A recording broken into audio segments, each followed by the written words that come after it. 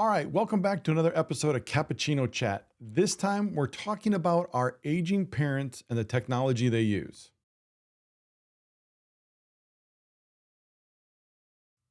So, this time we're going to talk about our aging parents and the different technology they use. I find myself, now that my parents are getting older, I'm getting older, I just find myself worrying about and helping with technology just a little bit more. And I don't mean just helping them program or work the TV remote. It's not like that anymore. There's so many devices that they have that are either dependent on technology, new technology that you and I have maybe never even seen or heard of before, that it just brings about a worry of who's getting access to that data, who's seeing that data, what happens if that data doesn't, get transmitted in a timely fashion, what could happen, those kind of worries. So on a recent trip back to visit my parents, talking with my dad and stuff, I just was reminded of some of the different stuff, and he kind of brought it up to me.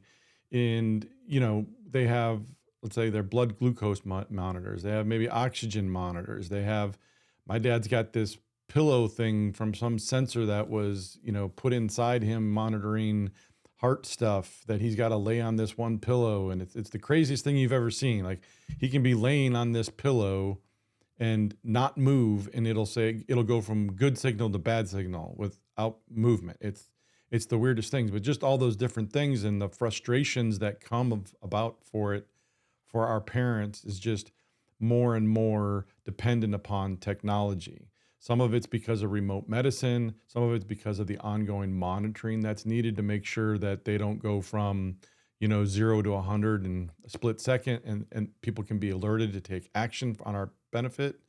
Um, so it's all good stuff, but it is also worrisome from at least my standpoint, not just from making sure that they can set it up, but that it is secure. So that kind of comes into play. We need to make sure that we have um, good Wi-Fi. If those medical devices rely on Wi-Fi, but in certain parts of their home that signal is weak or not very good, that there could be a risk there, right? So we need to look at that. We need to make sure we're keeping our home devices updated. So like our wireless router, our wireless equipment, if we got some extenders in place, those types of things. The other thing I know is, at least with my dad, is a lot of that stuff's controlled from apps on his cell phone. Like, he's got one for his hearing aids. He can adjust volume and do all this different stuff. And well, what happens if his cell phone's lost or stolen? Does he even know the account to re-add that stuff? How would does that mean he can't adjust his hearing aids anymore? How would that work? Is that application need to be updated? How often? Those types of things. So I'm really just creating this video, and I did a newsletter article on it just to kind of bring awareness and maybe something that we all need to maybe take a step back from and take a look at, and you know just make sure things are good for our parents. We want to make sure that they're around for as long as we can have them. Time is precious, so make sure you take a look at this stuff when you're next time you're visiting your parents. The other thing is, make sure you look at some of their electronic devices. So if they do have a cell phone, maybe a home computer, look through their email real quick and just make sure they weren't scammed in any way, shape, or form, and clicked on something, did something they shouldn't have, and those types of things, because they're generous people.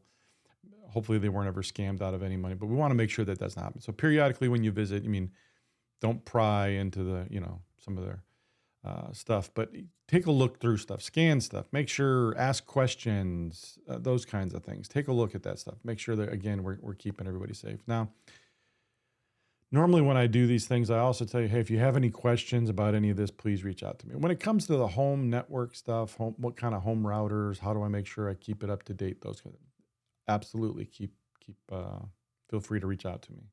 When it comes to these medical devices, though, try to get involved. Either ask your parents these questions or try to get a hold of their doctors. A lot of times you can just email questions into their office.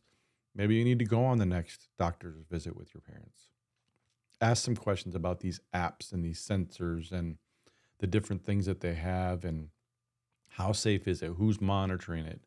How often is it being monitored? You really want to talk to those medical professionals to find out is there anything you need to make sure of on your side or your parent's side that is kept up to date and secured. So make sure you check into the stuff. Again, we want our parents around for as long as we can have them. So let's make sure we do our part to keep them safe. As always, though, like I just said, if you do have those questions, please feel free to reach out to me, 760-770-5200, or as always, at our website. Thank you.